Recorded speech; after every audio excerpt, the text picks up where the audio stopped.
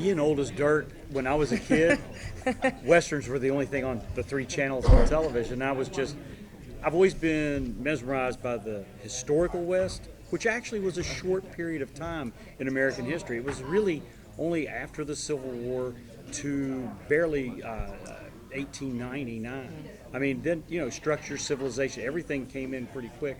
But I've also been fascinated with the mythological West, which we've all contributed to, ourselves. And Wyatt Earp just really caught my eye. First of all, I have brothers, so there were the 3 of us. We always played Wyatt Earp with kids. But he, like Wynonna Earp, walked all sides of the sidewalk when it came to the law. I mean, he was a bouncer. He was a bouncer in a whorehouse.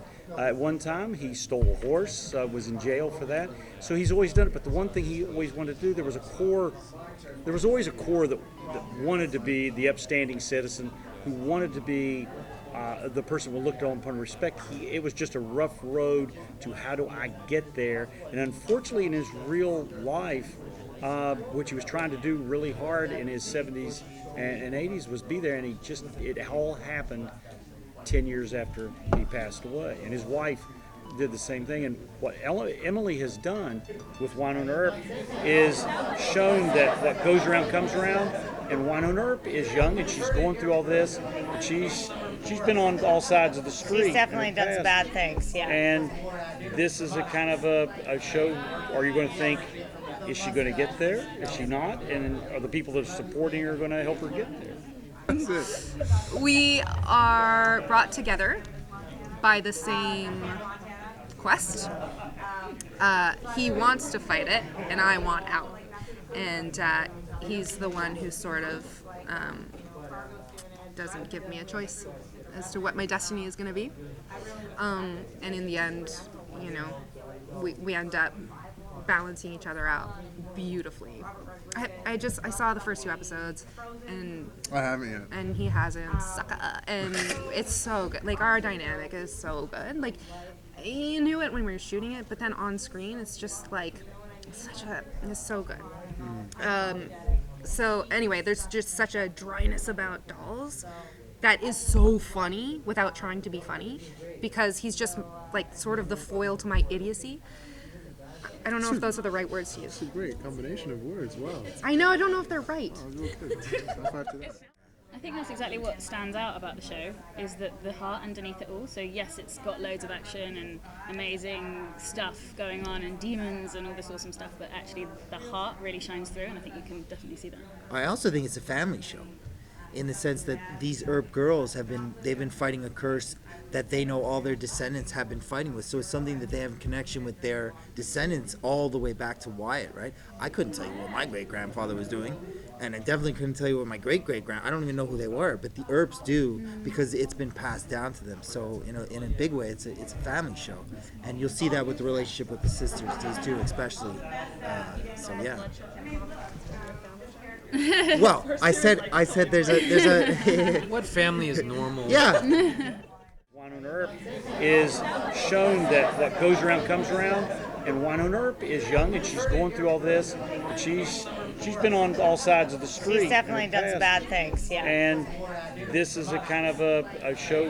Are you going to think, is she going to get there? Is she not? And are the people that are supporting her going to help her get there? Yeah.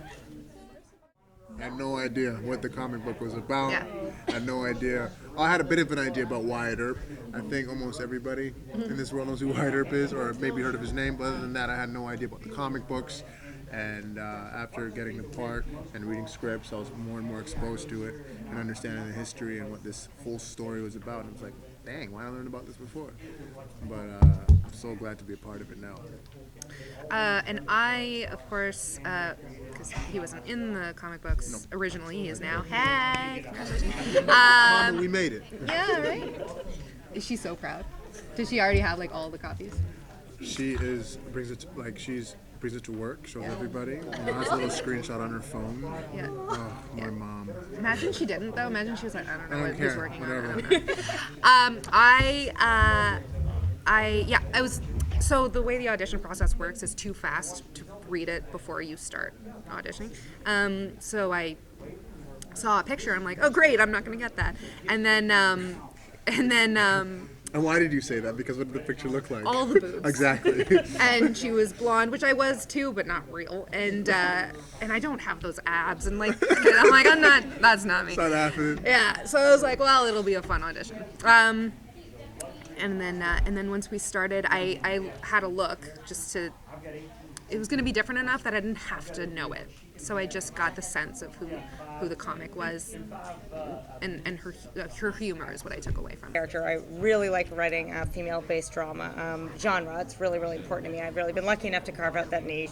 I like that Wynonna was kind of unformed, kind of a mess, but I also thought it was interesting to be a woman who's inherited this last name, right? Like Wyatt Earp, and what it is to be a hero, and you know what that kind of legacy means, and what it means to be a good person. You know, if someone gives you a badge and you've been kind of a messed up person your whole life, does that make you good? No, not at all. So there were just so many things I liked about it. The comic, for those of you who have read it, just has such a wit and a life. Like, she is just such a fun, badass character. So when we pitched it, we really described it as Buffy meets Justified, or Buffy meets Frozen, because there's a really complicated, obviously, again, because but with more exploding heads, just FYI. It is a 10 p.m. sci-fi show. So What makes it different, basically? Yeah.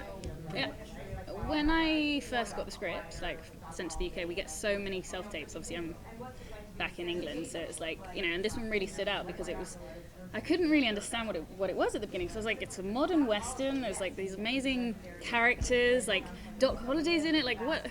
This is amazing, and it's a sci-fi show, right? So it's like, I think just the complexities of all of that put together, we don't really have anything that's on TV that has that sort of Western twang that's kind of sexy and cool and all those things. So I think it's going to definitely stand out for sure.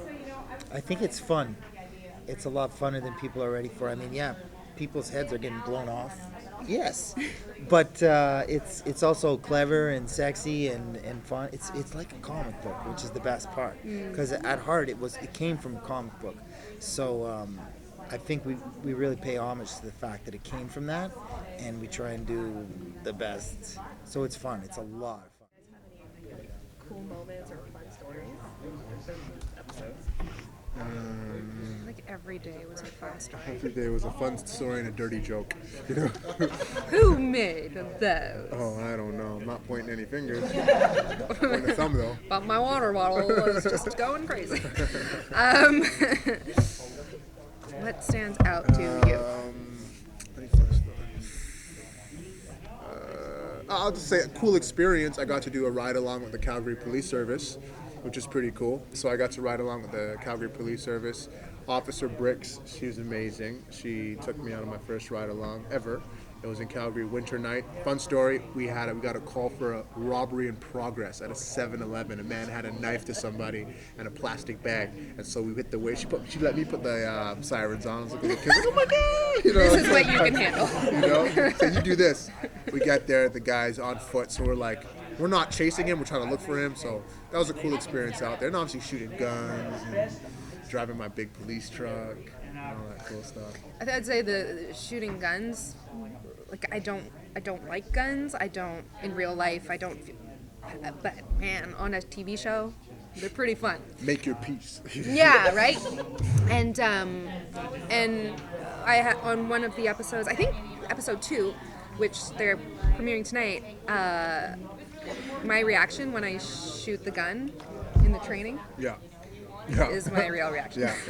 Like it's like it was fun. She had times where she would shoot. Oh my God! I was like, oh, she really was shocked. Because I only really shot my own gun, Peacemaker. So whenever I got one of yours, I was like, this is what life is like. It was so cool. Call of Duty. Yeah. And then being in a Damn, harness Daniel, was you so know? cool. I still haven't seen that. I haven't seen it either. Just use the reference. Let's look at it later. Being in a harness and getting flown in the air, I recommend. Just do it. I don't know. Just do it. Fly into a tree. It's fun. Oh, there's lots of romance. Lots of romance. I think you'll have to wait and see. We're probably not allowed There's to a give lot of too soap much opera away. romance in this one. There's I think it all gets covered and uncovered yeah. and covered and uncovered again. This is true. There's love triangles, there's love squares, there's Yeah, love it's octagons. And yeah. Yeah. So I'll be tweeting you guys. It gets pretty steamy. It definitely does. Even in episode I think 2. everybody at this table, we can say, made out with someone on the show. But we won't say who. We won't say who, but yeah. For me personally, I think the key, especially on something on SyFy, if it doesn't have the budget of like the Avengers, I think it's got to be the characters. Like you have to love these characters so that like whether they're fighting werewolves or like blowing up an army of orcs, if they're just sitting, you know, in a bar having a beer together, you all want to have to watch that. You know what I mean? That's really the key to me is we have to love these characters and then we'll follow them anywhere. And it doesn't matter like if it's Buffy and you can kind of see the zipper up the back of the swamp monster costume because we love her, we care about her, we care about these relationships.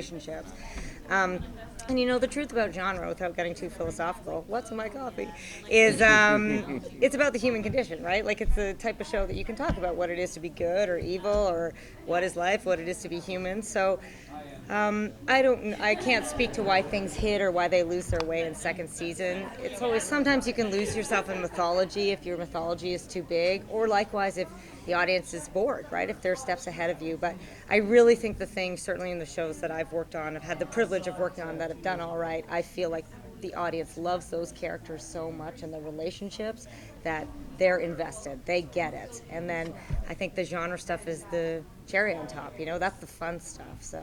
I think she's 100% right, and that parallels into the comic books too. And what she's done, if you have a likability and emotional investment in each one of those characters, you're going to come back no matter what the confrontation or the situation is. That's not secondary, but that's what's going to drive you into it. And even with Michael, who was here right before, Michael is a terrifying character as Bobo Del Rey in this series.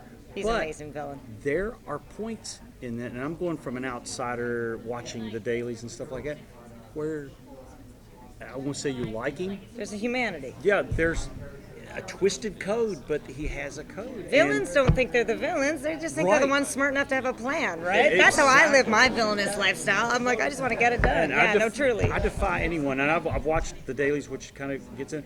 I defy anyone to not find something likable in each one of the characters, of the main characters, but even some of the one The demons. episode.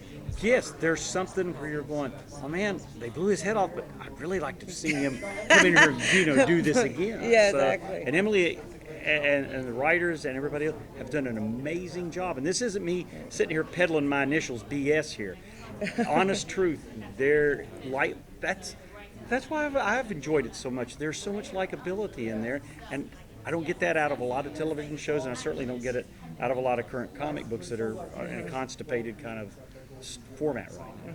Sorry to It's butt in, fun. but It's fun. I'm Fun is critical. excited about what they've done. Thank you. Really excited. I've been a fan of this genre for a long time, and as a SyFy fan, all I'm gonna tell SyFy is get ready because it's awesome. His body. Oh gosh. He takes off his shirt. It's the thing we all talk Just a about. clip on, okay? When I go home, I take it off. put it Season in my 3, it'll be a drawer, clip-on. And that's it. a great idea. Yeah, it's all fake. What Exactly. was the question? What? What was the, yeah, what was the question? What do you think people are going to like most about the show? All right, her face. That's it already.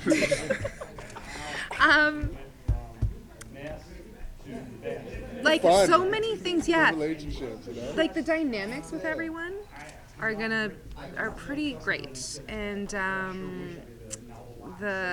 I'm biased, but like Wynonna's pretty great. How excited are you right now for the screening? I'm a little kid living a dream. I've been collecting comic books ever since I can remember, so for me, this is just the best of the best. I am so excited to be here. I'm incredibly nervous, but it's so crazy. It's like I've given birth to this beautiful baby. I forgot how hard the birth was, and now here she is, and she's one incredible baby with a lot of disgusting demons, but beautiful nonetheless. So I'm really happy. Now, what be the one thing that you would like new fans to know about the show that should rope them in? It's just so kick-ass. I just think it's so kick-ass. It's so fresh with the Western thing, and we really don't hold back. Wynonna is just such an incredible female character. You know what? Screw that. She's an incredible character, full stop. So if you like to watch a beautiful cowgirl kick demon ass, this is the show for you. And really, who doesn't? Even if you like Downton Abbey, this is the show for you. Hello again. The Nerd Element. I'm What's up? We live? Yep. What up? How excited are you right now? I'm so excited right now. I'm at the screening for my TV series, Wynonna Earp, with Michael Eklund. Look at this beautiful man right here. Hi. So good looking. But yeah. You look quite handsome, by the way. Oh, thank you very much, lovely. I appreciate that. Thank you. And then what would be the one thing you would like new fans to know about the show so that you could rope them in? Hey, we've got a beautiful cast. There's gonna be action. There's gonna be comedy. There's gonna be heart, fast-paced drama. It's everything you can ask for. I'm telling you. If you like Men in Black, X-Files, Justified, Buffy the Vampire Slayer, take all those things and fuse it, and boom, you got Wynonna Earp. Hello, Fangirl Nation. Hello, Fangirl Nation. I'm Emily Andrus, creator of Wynonna Earp. Hello, Fangirl Nation. Hello, Fangirl Nation. And how excited are you for the screening? Oh, you have no idea. So excited to watch it. Hello, Fangirl Nation. I am so excited for the screening. I hope you love this show as much as I do. Okay, so that was the red carpet. My camera went out of power, unfortunately, so I'm using my GoPro, but I'm pretty excited for it. I hope you guys are too. Don't forget to catch it on SyFy. Bye.